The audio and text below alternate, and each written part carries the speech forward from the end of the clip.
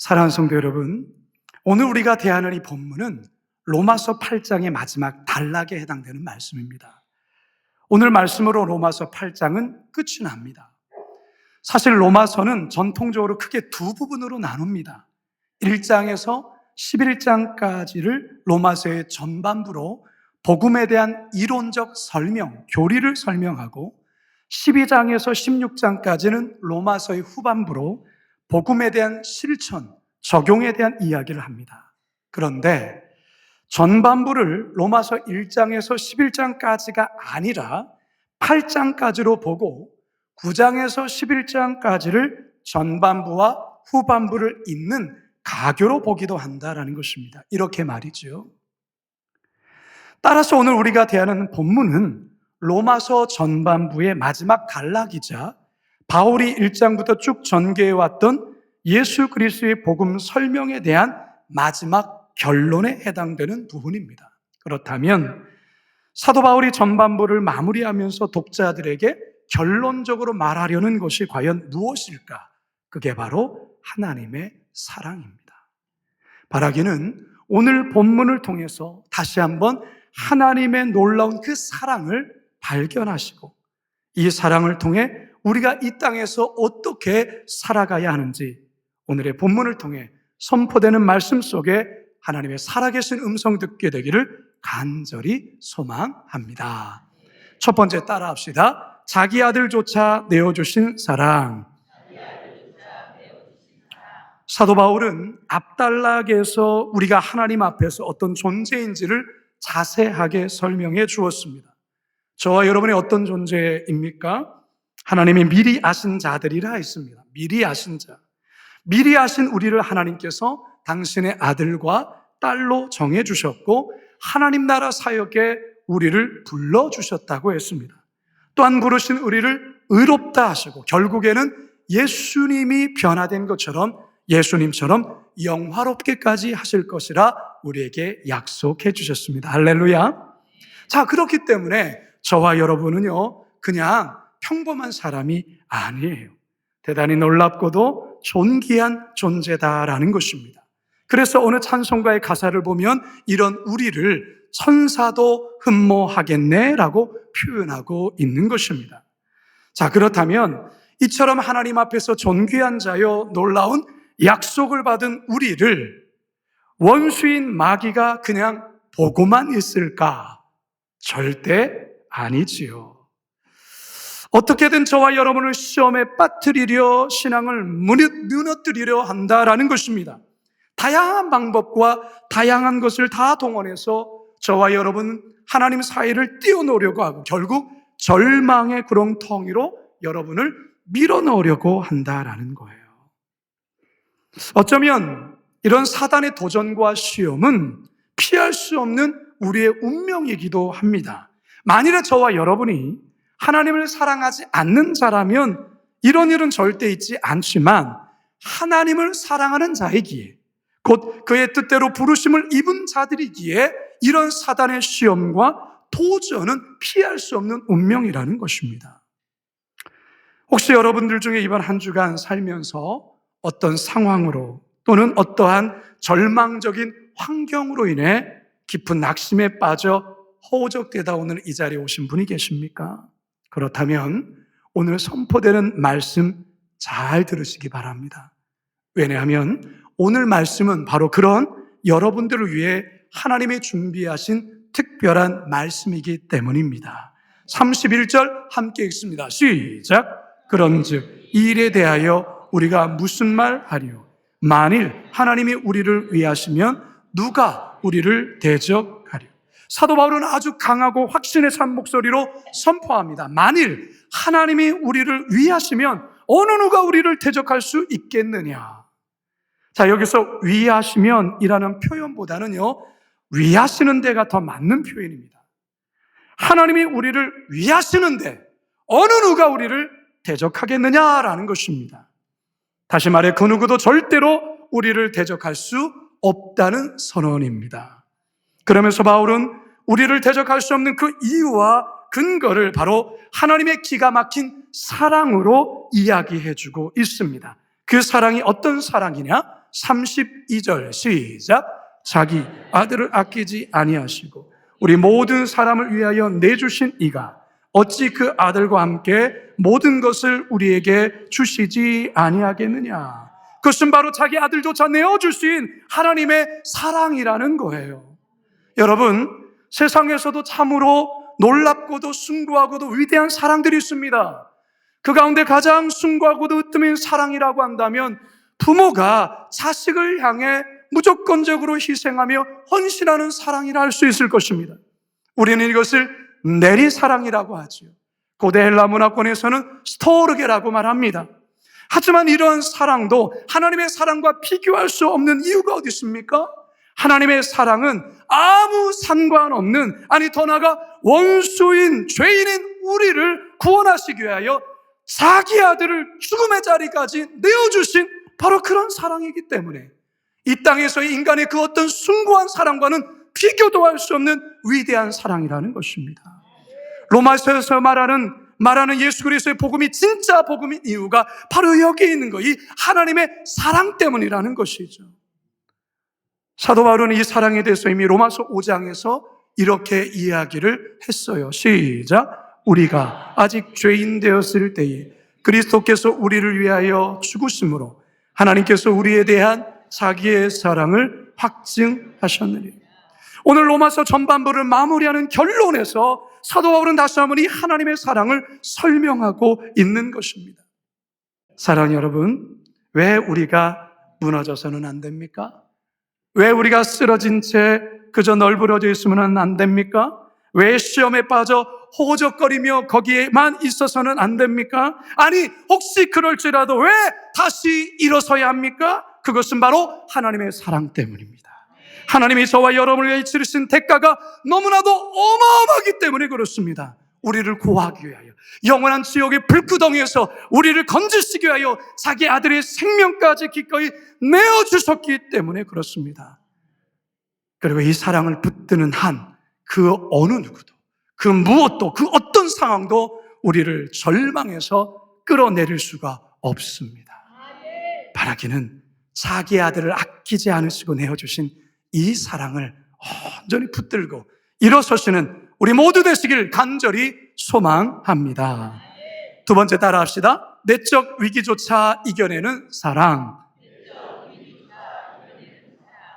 사도 바울이 로마서를 쓰고 있는 지금의 이 로마 교회 상황은 사실 여러모로 쉽지 않은 상황이에요. 기독교가 태동된 지 얼마 되지 않았고 교회의 연수도 길지 않습니다. 성도들은 신앙적으로나 신학적으로나 아직 체계가 서 있지 않았기에 쉽게 흔들리고 혼란스러울 수 있었던 것입니다. 특히 로마 교회 안에서는 이 유대 출신의 성도들과 이방 출신의 성도들 간에 봉합되지 않은 갈등이 항상 긴장감을 형성하고 있었던 것입니다. 그렇기 때문에 여러분, 이러한 교회적 상황을 틈타서 사단이 작심하고 교회를 흔들어 놓으면 교회는 속절없이 무너질 수밖에 없습니다. 여러분, 사단은 어떤 존재입니까? 그는 성도들이 약하고 교회의 어떠한 분란과 어려움을 들춰내면서 서로를 비난하고 정죄하고 고발하며 공동체를 마구마구 흔들어 분열케 하는 자예요. 이미 로마 교회 안에서는 이러한 흔들림이 조금씩 벌어지고 있었습니다. 로마서 14장 2절과 3절 시작. 어떤 사람은 모든 것을 먹을 만한 믿음이 있고 믿음이 연약한 자는 채소만 먹느니라. 먹는 자는 먹지 않는 자를 업신 여기지 말고 먹지 않는 자는 먹는 자를 비판하지 말라. 이는 하나님이 그를 받으셨습니다. 성경에서 마귀는 인간의 죄와 허물을 들추어 이를 하나님 앞에서 끊임없이 참소하는 자, 사람들 사이에 갈등을 항상 조장하는 데 아주 능숙한 자라 소개하죠. 요한계시록 12장 10절입니다. 시작. 우리 형제들을 참소하던 자, 곧 우리 하나님 앞에서 밤낮 참소하던 자가 쫓겨났고, 욥기서를 보면 이 마귀가 욥을 참소하면서 욥의 순수한 동기까지도 이 왜곡시키는 그런 못된 모습을 우리에게 보여주고 있어요. 욥기 1장 9절에서 11절 시작. 사단이 여호와께 대답하여 이르되 욥이 어찌 까닭없이 하나님을 경외하리이까? 주께서 그의 집과 그의 모든 소유물을 울타리로 두르시기 때문이 아니니까? 주께서 그의 손으로 하는 발을 복되게 하사 그의 소유물이 땅에 넘치게 하였습니다. 이제 주의 손을 펴서 그의 모든 소유물을 씻어서 그리하시면 틀림없이 주를 향하여 욕하지 않겠나이까? 여러분, 이 마귀는 이런 자예요. 여러분, 이런 마귀의 사단의 정죄와 비난과 무차별적인 참소를 이길 사람이 있을까요? 오늘날 이 사회 속에서 행해지고 있는 것을 볼 때 얼마나 많은 비난을 서로를 향해서 쏟아붓는지 모릅니다. 서로를 향해서 정죄하고 참소하는지 몰라요. 조그만 생각이 달라도, 조그만 흠집이 보이면 득달같이 달려들어서 사정없이 물어뜯으며 비난하며 죽이는 게 이 세상이라는 거예요. 인터넷 댓글창을 보면 그야말로 비난 일색입니다. 그래서 이것을 견디지 못해 스스로 목숨을 끊는 일들이 여전히 많지 않습니까? 로마 교회 공동체 안에 이런 내적 위기로 인해서 어린 신앙을 가지고 있던 성도들이 정죄와 비난에 크게 흔들렸던 것입니다. 그런데 바울은 뭐라고 말합니까? 그 누구도, 그 어떤 자도 하나님께서 값주어 사신 하나님의 자녀들을 정죄할 수도, 참소할 수도, 고발할 수도 없다고 선언하고 있는 것입니다. 33절과 34절 시작. 누가 능히 하나님께서 택하신 자들을 고발하리요? 의롭다 하시니는 하나님이시니 누가 정죄하리요? 죽으실 뿐 아니라 다시 살아나시니는 그리스도 예수시니 그는 하나님 우편에 계신 자요 우리를 위하여 간구하시는 자시니라. 아멘. 성도 여러분, 혹시 여러분 안에 들려오는 내면의 소리 속에 어떤 정죄하는 소리가 있습니까? 아직도 여러분 내면 깊은 곳에서 들려오는 마귀의 참소가 있습니까? 여러분, 하나님의 자기 아들을 내어주시면서까지 모든 값을 치르셨기 때문에 그렇게 택하신 저와 여러분, 그 누구도 정죄하거나 또한 참소할 수 없습니다. 따라서 여러분 내면에서 거짓으로 악한 마귀의 참소가 들리신다면 대적하십시오. 결코 나는 주님의 자녀이기에 너는 나를 정죄할 수 없으라고 선포하시기 바랍니다. 예수님의 이름으로 물리치시기를 바랍니다. 제가 아는 어느 형님 목사님이 계시는데요. 이 목사님은 어떤 일로 긴장하면 말을 더듬는 그런 현상이 나타나는 분이신데요. 더욱이 사람들이 많이 모인 곳에서 사람들이 자신을 향해서 쳐다보면 이렇게 식은땀이 흐르고 좀 말의 실수가 한번 시작이 되면 계속 더듬게 되어지는. 여러분 한번 생각해 보십시오. 목사님이 설교를 하는데 갑자기 말을 더듬으면 어떻게 되겠습니까? 신방을 갔는데 자꾸 말을 더듬는다면 참 낭패지요. 그래서 처음에는 목회자의 길이 자기에게는 맞지 않는다고 생각을 했던 거죠. 근데 너무나도 분명한 소명 속에 신학교를 입학했고 졸업했고 목사까지 되었는데 여전히 늘 자신의 발목을 잡은 것이 더듬는 이 부분이었던 것이죠. 이 목사님이 더듬는 것을 정말 고쳐보려고 갖은 별의별 노력을 다 했습니다. 산에 가서 소리쳐 보기도 하고 아나운서들이 받는다는 그런 훈련도 받아보고 좀 좋아지는 듯 하다가도 또 어떤 일로 긴장하게 되면 또다시 이 더듬게 되어지는 것이죠. 한 번은 이 문제를 가지고서 정말 하나님 앞에 정말 간절하게 정말 애통하면서 울면서 기도를 했습니다. 그런데 갑자기 기도하는 중에 어렸을 적 한 장면이 이렇게 떠오르는 거예요. 어렸을 적에 이 목사님이 자다가 이불에다가 오줌을 싼 적이 있었어요. 그랬더니 아버지가 호통을 치면서 옷을 다 벗기고 머리에 채를 씌우더니 소금 먹고 오라고 호통을 치며 밖으로 내보낸 거예요. 옛날에는 그랬잖아요. 그런 부분. 그러나 어른들의 입장은 그런지 모르지만 아이의 입장에서는 이건 굉장한 수치스러운 일이에요.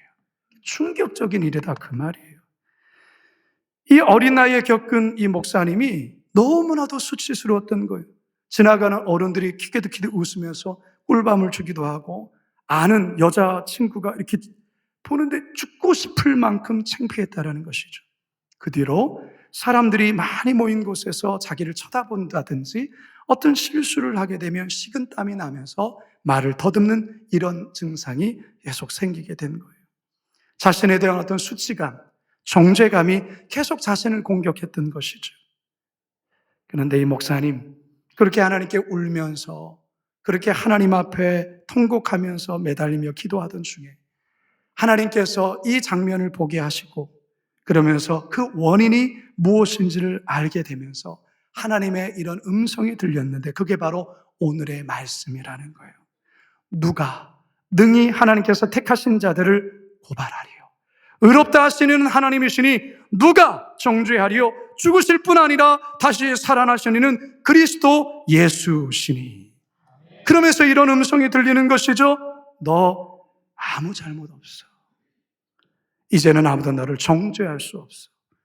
아무도 너를 고발할 수 없어. 이 말씀 앞에 이 목사님이 폭풍오열을 하면서 펑펑 운 거죠. 그리고 기도가 끝났을 때 그 마음에 뭔가 알 수 없는 평온함과 기쁨이 오면서 그동안 더듬었던 그 현상이 사라지고 치유함을 받게 되어서 정상적으로 목회를 아주 잘하게 되었다는 것입니다. 성도 여러분, 여러분들에게도 과거에 받았던 어떤 수치심과 상처로 인해 스스로를 정죄하며 힘들어하시는 분 계십니까? 그런 분 있다면 오늘 말씀을 통해서 오늘 예배 가운데 하나님의 깊은 만지심과 회복의 역사가 있기를 축원합니다. 그 누구도 여러분을 정죄할 수 없습니다. 그 누구도 여러분을 비난할 수 없습니다. 고발할 수도 없습니다.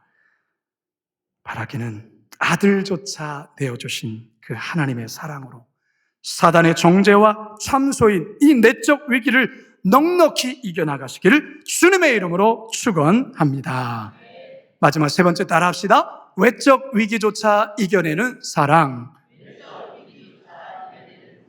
사도 바울은 고린도후서에서 자신이 받았던, 복음을 전하는 중에 자신이 받았던 그 온갖 고난과 또한 외적인 환난에 대해서 그는 이렇게 나열하며 설명을 했습니다. 고린도후서 11장 23절 27절 시작.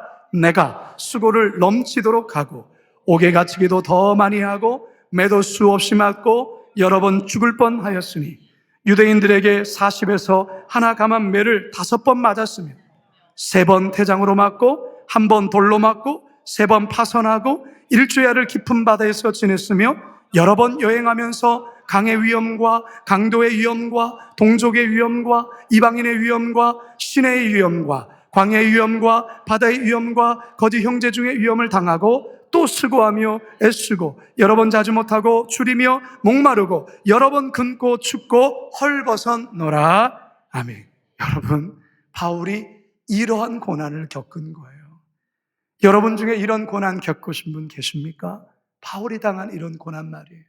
아마 우리에겐 별로 없겠지만 우리 북한에서 탈북하신 이 땅에 오시는 과정 중에서 이런 고난, 이런 환난 겪은 분들 많습니다. 바울은 로마서를 기록하면서 자신이 겪었던 이 큰 시련, 로마 교회 성도들도 이제 곧 겪게 될 것이라고 말해요. 실제로 이 로마서가 쓰여지고 7년이 지났을 때 로마의 네로 황제가 로마 제국 안에 있는 기독교인뿐만 아니라 로마에 속해 있는 수많은 기독교인들까지도 박해하기 시작합니다. 이때 많은 성도들이 예수를 믿는다는 이유 하나만으로 고난을 당하다 순교하며 죽었습니다. 바울은 이와 같은 환난, 이런 고난이 이제 곧 로마 교회에도 닥치게 될 것이고 이 시대를 살아가는 우리 또한도 이런 고난이 닥치지만 결코 우리를 하나님의 사랑에서 절대로 끊을 수 없다라고 선언하고 있는 것입니다. 35절과 37절 시작. 누가 우리를 그리스도의 사랑에서 끊으리요? 환난이나 곤고나 박해나 기근이나 적신이나 위험이나 칼이랴. 기록된 바 우리가 종일 주를 위하여 죽임을 당하게 되며 도살당할 양같이 여김을 받았나이다 함과 같으니라. 그러나 이 모든 일에 우리를 사랑하시는 이로 말미암아 우리가 넉넉히 이기느니라. 할렐루야. 환난이나 곤고나 박해나 기근 적신 위험 칼 이 모든 것은 성도들을 하나님의 사랑에서 끊어내려는 위험의 외적인 요소들입니다. 그러나 그것이 우리를 하나님의 사랑으로부터 결코 끊어낼 수 없다라고 말하고 있는 것입니다. 오늘날 외부의 환경에서 오는 압박과 고통 어떤 것이 있습니까? 경제적인 어려움이 있습니까? 건강의 어려움, 자녀로 인한 어려움, 직장에서의 어려움, 가정에서의 어려움들이라 할 수 있겠지요. 그러나 바울이 뭐라고요? 이 모든 일에 우리를 사랑하시는 이로 말미암아 우리가 어떻게 이긴다고요? 넉넉히. 어떻게 이긴다고요? 넉넉히. 겨우가 아닙니다. 근거리가 아닙니다. 넉넉히 이기느니라 말하고 있습니다.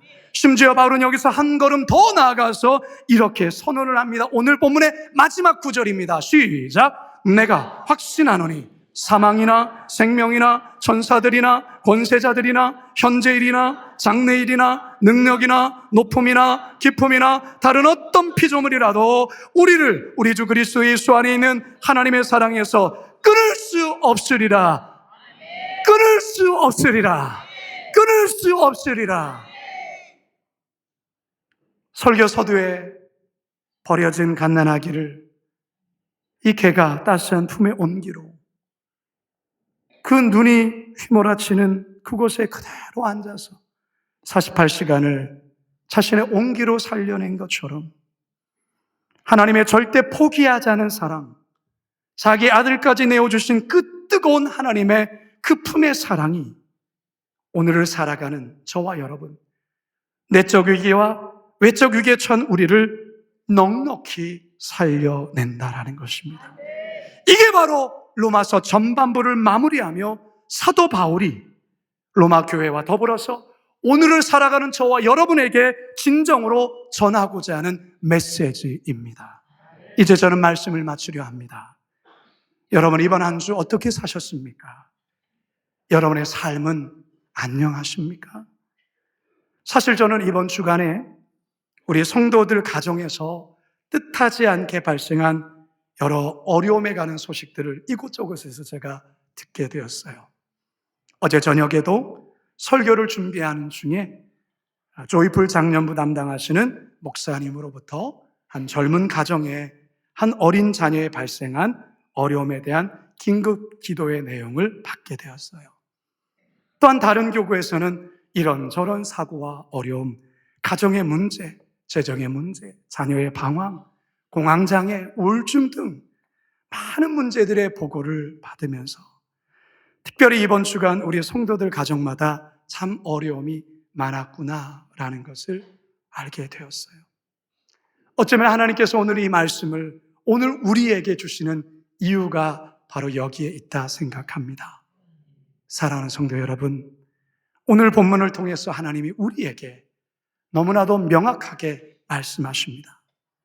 내가 확신하노니 사망이나 생명이나 천사들이나 권세들이나 현재일이나 장래일이나 능력이나 높음이나 깊음이나 다른 어떤 피조물이라도 우리를 여러분의 이름을 넣으셔 자신 우리 승연이를 여러분의 이름을 넣으셔서 자신의 여러분이 우리를 우리 주 그리스도 예수 안에 있는 하나님의 사랑에서 끊을 수 없다라고 선언하고 있습니다.